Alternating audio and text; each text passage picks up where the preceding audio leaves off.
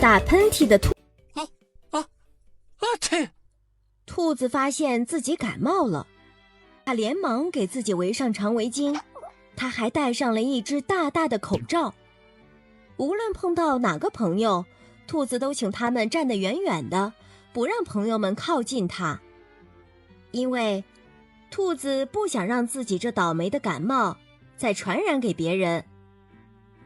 一只狐狸碰到了兔子，狐狸真高兴，他想，兔子感冒了，肯定跑不快，这不正是逮兔子的好机会吗？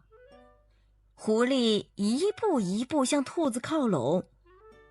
兔子说：“别靠近我，我在感冒。”狐狸说：“吃了感冒的兔子，不见得就会感冒。”不怀好意的狐狸离兔子越来越近，正当它要扑上去的时候，兔子突然打了个很猛烈的喷嚏，猛烈的喷嚏把兔子戴着的口罩都震飞了。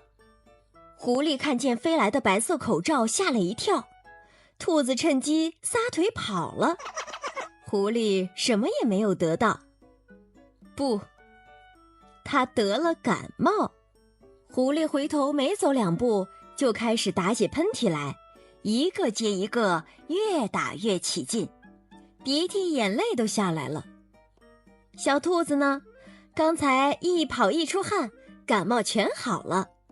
打喷嚏的兔子换成了打喷嚏的狐狸，大伙儿笑着说：“倒霉的感冒找到他最好的朋友了。”